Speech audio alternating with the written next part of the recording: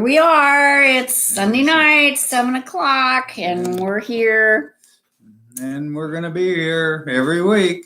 Yep. So I hope everybody's enjoying this beautiful weather. At least we're having beautiful weather here.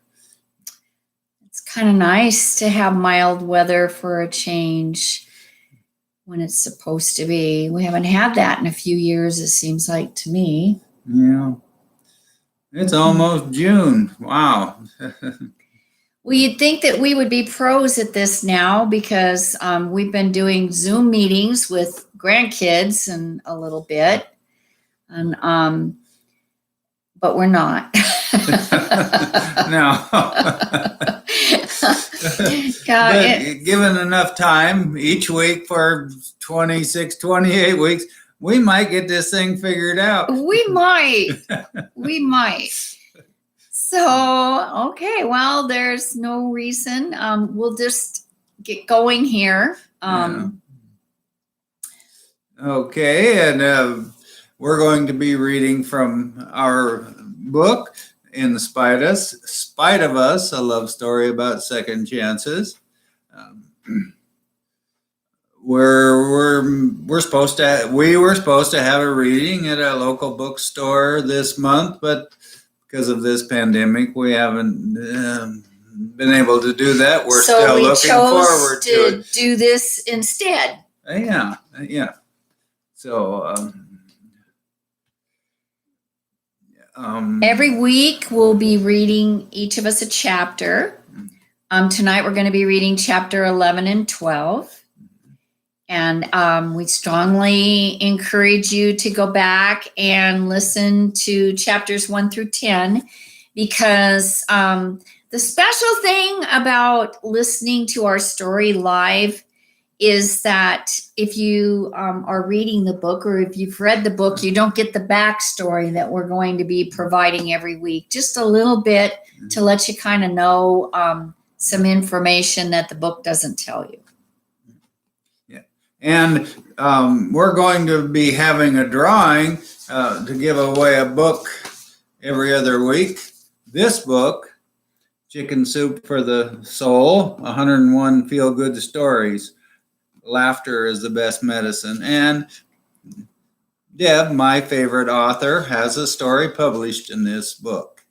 And we will be having a drawing sometime soon. And to be eligible for that drawing, you need to share and like on Facebook or YouTube. Yes. And you don't have to do it when we're live. If you watch this later, then you can go ahead and share it then because that really helps us out. And then we'll be able to see, because we check to see who shared. And those are the names that are going to go in the drawings. And I know Sandy always says that I have a story in this, but there's 101 stories in this. They're funny stories. I just happen to be one of them. Might be the funniest story. No, it's not. Yeah. So we're going to be reading chapters 11 and 12, and Deb will be starting. Okay, and so I'll start with just a little bit of backstory about chapter 11. And I wanted to start off by... wait a minute. Okay. I was going to read a review before you started. Okay, go ahead. And I forgot about that part. So these are some reviews that were about our book, In Spite of Us, a love story about second chances.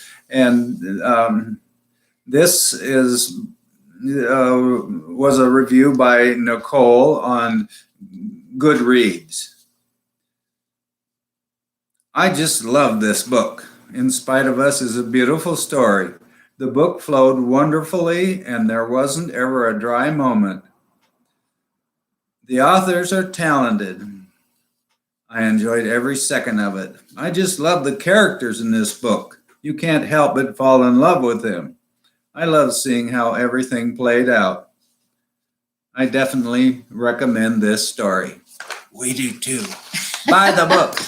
Yeah, and thank you, Nicole. We really appreciate reviews like that. That really blesses us. Yeah. So back to chapter 11 and a little bit of the backstory. Not just this chapter, but you are going to see that I have a real problem even thinking about sobriety.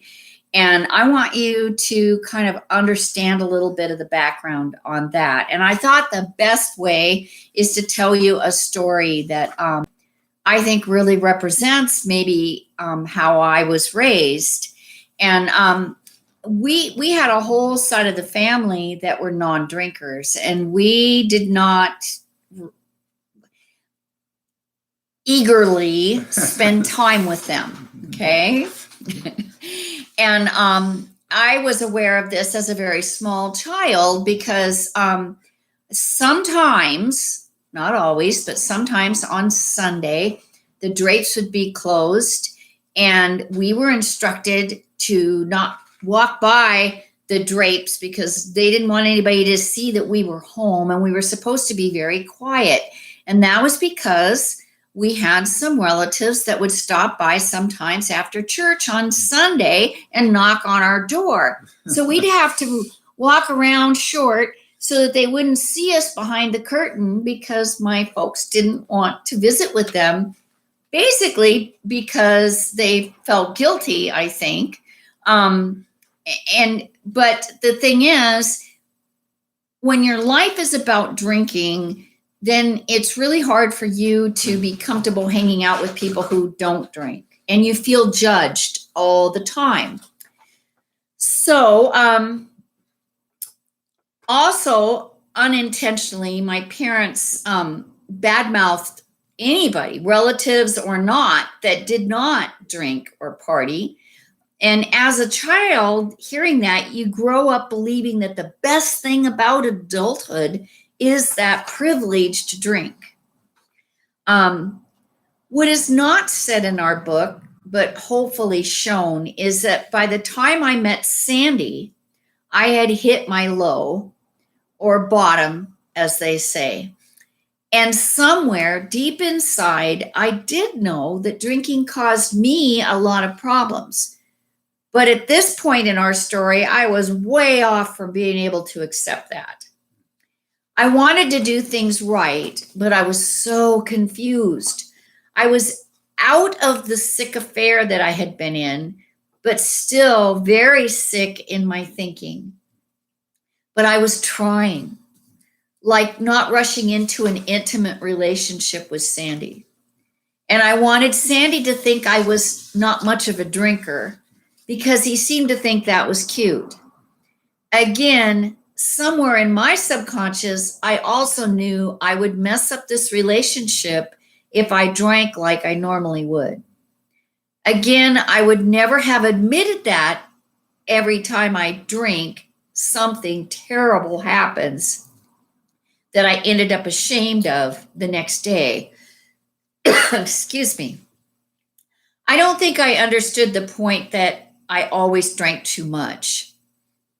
I don't think I'd ever really thought about that concept of drinking too much, no matter my good intentions, okay? Because no matter how much I tried not to drink too much, it always ended up that way. So with that said, chapter 11, excuse me again. That's not a COVID virus. No, it's Bart. not. It's allergies. And you can't get it through the internet. So come back. Okay, chapter 11, a slave to ice cream and lingerie. Sober people all carry a bag of stupid sayings around, ready to pitch at the slightest provocation. Things like, if you hang around the barbershop long enough, you're going to get a haircut. If that's true, then might I end up sober if I hang around the dried up well of AA? I'm already showing symptoms of drinking failure, sipping beer, saying no to another round. It's like the purpose of drinking has been washed down the sink. Drinking teetotaler style, I scream, why bother? I know people live normal lives sipping a drink or two after 5 o'clock, but I've never met one. Besides, I don't want to trigger Sandy's drunken madness or lead him to think I've been struck by the drunk bug. Thoughts of subscribing to Teetotalers Anonymous, or worse yet, abstaining, makes me uneasy. We're a proud Scotch-Irish family. Drinking is a rite of passage. We don't worry about how much we drink. Not drinking enough? Now that might be a problem. You better be able to conduct yourself properly, or fingers will point and you could end up with the family label of shame. Cannot hold their liquor. My parents didn't care if I earned good grades at school, which I did not, or received the Good Citizenship Award, which I did not, but I better be able to handle myself properly under the influence. Soon I will earn the first college degree in our family. You won't hear that story from my dad, but he'll find a way to tell you about the time he smuggled his 13-year-old daughter into the Red Rooster Tavern for her first public beer. We spotted those sons of guns from the liquor control board outside. Debbie had drunk 2 full beers on her own, but she kept her wits, slipping out the back. Once the party poopers left, I found her asleep, hiding in a refrigerator box out in the back. Later in life, I learned about the others, the non-drinkers from my mom's side of the family.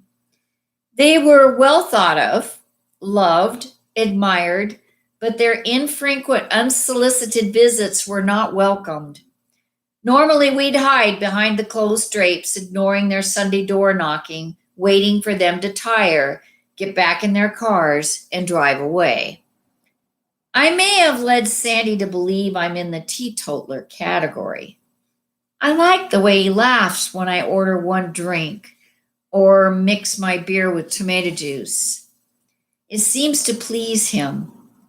Besides, I'm not an alcoholic. I just like to party. There's nothing wrong with that. Who wants to be the person standing outside knocking on the door? Sandy is not going to put up with me getting drunk. Just the same, I've no plans to sip, smile, and spout stupid AA slogans. We're rather the cliche time bomb couple. Friday night, you could hear the bomb ticking. The evening was near perfect, a romantic dinner, flirting, teasing of what's to come. Earlier in the week, Sandy dropped off a box of plump, juicy, fresh peaches. Knowing he's a slave to ice cream and lingerie, I planned the evening around the 2 temptations. We'd waited to indulge our passions because this time around it seemed like the right thing. Neither of us claimed to know what right means, so our logic meant doing the opposite of what we've done in the past. If we don't repeat our old behavior, the outcome should be, at the very least, less disastrous.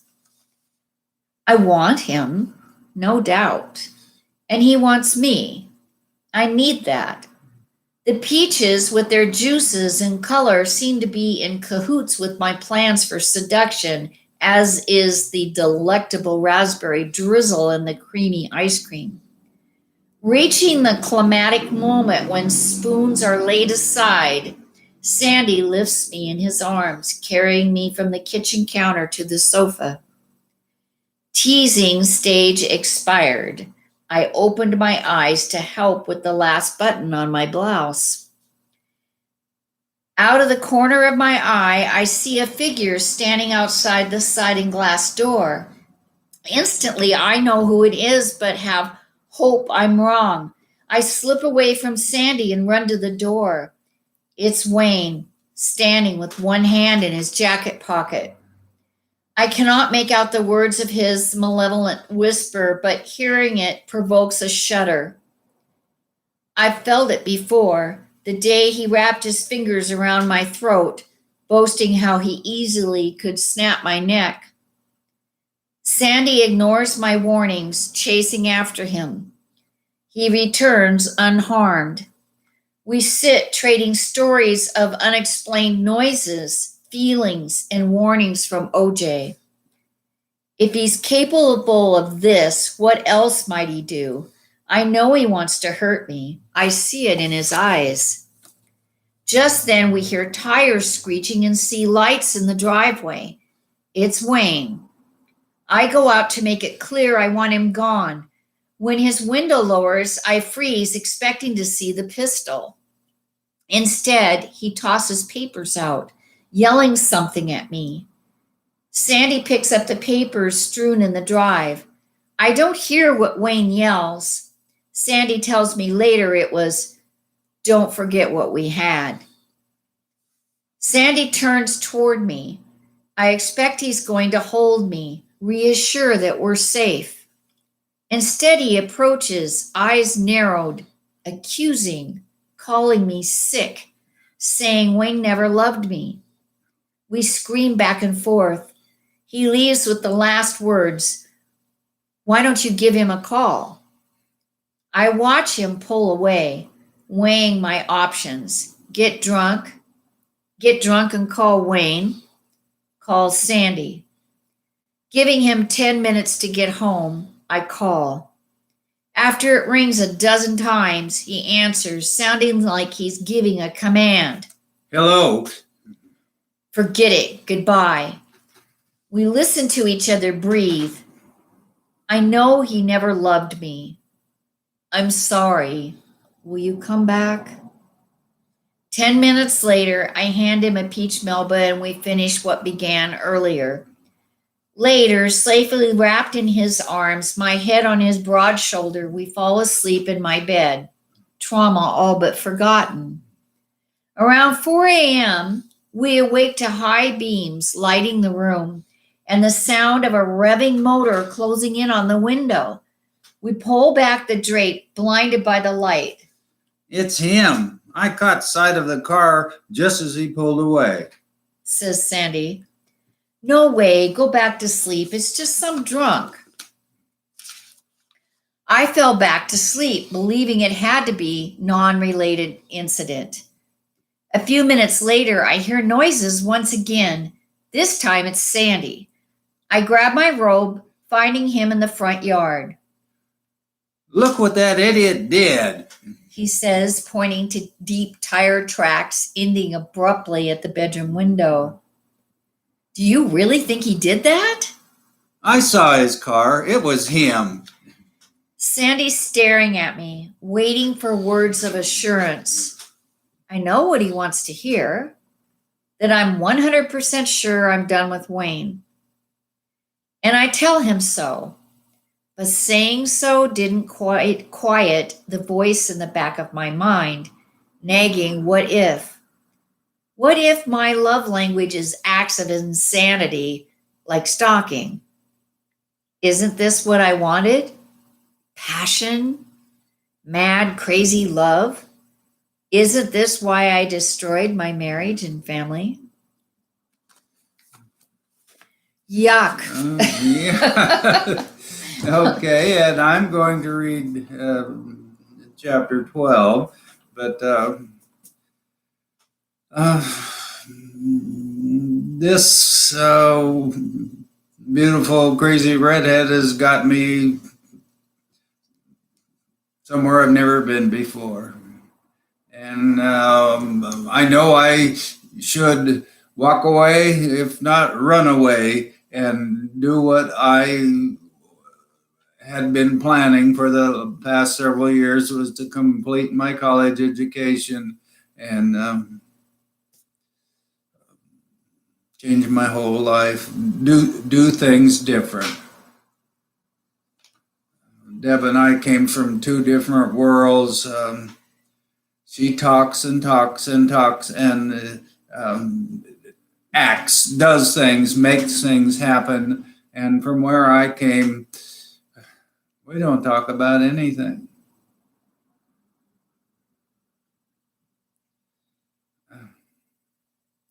How's this going to work? Yeah, we'll find out. So this is chapter 12. No words. As I signed my name on the letter addressed to Ray at the state penitentiary, 2 words flashed like a warning beacon from the middle of the page. She's nuts. I can tell him stuff like that. He gets it. Plus, it'll give him a big laugh. He's not your average Joe kind of guy. Most drunks approach the 12-step program gingerly. Ray dives in head first before asking if there's water in the pool. No half measures for him. He's either in or out, yay or nay. Like now, he's serving 2 years in prison for a sentence he could have easily avoided. Instead, he chooses to take responsibility for his part due to the step 3, made a decision to turn our will and our lives over to the care of God as we understood him. Turning my will and life over to a higher power doesn't mean I get to skip the consequences for my actions and choices. It's tricky. The water gets murky, like the Deb deal. A couple of weeks before our first date, she's taking lithium, too many thumbs, prescribed by the college psychiatrist for manic depression. After a week, she stops the med saying, I don't want to live a monotone life. If you take away my highs, what's left? I can't argue with that, not really. Honestly, I enjoy riding along on her highs. What makes Deb, Deb? Just look at her job history. Most people bore you to tears with their job history. Hers reads like a Stephen King thriller, while the antagonist is just a normal bloke. Like her job at a nonprofit recycling center for disabled adults, it should be simple. Go to work, smash some cans, drive a forklift around. One day she gets an idea, calls the elementary schools, invites them for tours, overloading the calendar beginning the next day. That's when the art of mania kicks in. She pulls an all-nighter, not only writing a complete presentation, but also creating puppet-like characters made from cans, paper, and bottles, complete with full personalities and stories. Soon, word of the educational puppet show spread, resulting in calls to the Department of Ecology asking for the garbage lady. Enough calls to spur a deadbeat government worker to go out and find her. It's a great story with one flaw. That's how she met the psychopath. Wayne, he hired her. Manic depression brings good and bad, high and low. A single mom, an entrepreneur having an affair with her boss, all while pulling straight A's in college. I admit, it's scary. But who's nuts, me or her? My plans are to graduate, land a job as an industrial special ed teacher, and stay sober, one day at a time. Note, there's no mention of a relationship in my plan. I didn't write Deb on my to-do list. She just happened. We haven't talked about getting serious, but we're comfortable together, like socks in a drawer, albeit opposing styles. I haven't given a serious relationship much thought. I don't know what I want, just what I don't want. My first marriage. Life with Barney, known as Bonnie to everyone else, was great at the start. 2 kids playing house with one united interest of drinking a lot. The problem is, drunk Barney and Sandy didn't like each other. We had a baby, Nanette. We both loved her a lot. Still, drunk Barney and Sandy didn't like each other. We had another baby, Stephanie. We both loved her a lot. And still, not liking each other prevailed. Likewise, I don't want what my folks have. On the surface, they get along great. Beyond that, who knows, because it never goes any deeper. One thing missing in our family is words. We are downright stingy with them. Always have been. The day after Jim, our 16-year-old brother, was killed in a car crash, I tagged off to school with my sister and brother. No words were ever spoken. No questions answered. No hurts consoled. Wow. My family's consistent, stable, predictable, but you won't find words in our treasure chest. Not one word, good or bad. When Dad bailed me out of jail, when I dropped out of college 3 times, whenever I needed money, not even when I knocked up my girlfriend Barney. Words weren't needed, not really. I knew they loved me and that they were proud of me. Of course, those words would have been welcomed. When making amends to my dad, I had hoped my sobriety would open his mind toward AA, help him to see that Mom needs help, that she can't do it alone. I walked away with nods, but no words. He didn't need to say much for me to know he didn't believe God or AA necessary for doing the right things in life. For men like Dad, you just take care of it.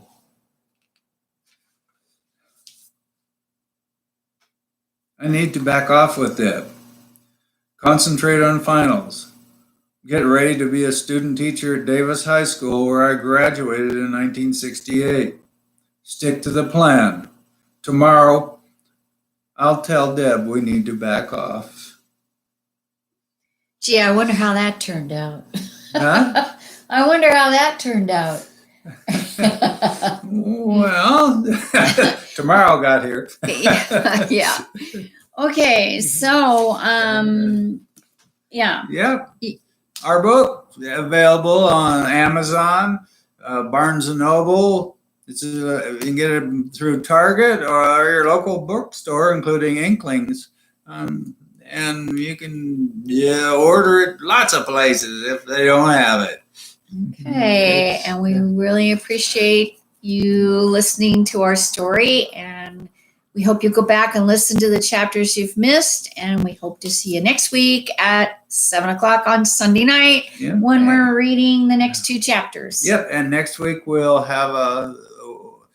announce a winner, and remember to be eligible for the book Laughter is the Best Medicine. You need to like and share on Facebook or YouTube. Okay, even if it's not live, that's Yeah. all right. Okay. All right. Good Thank night. you. Night.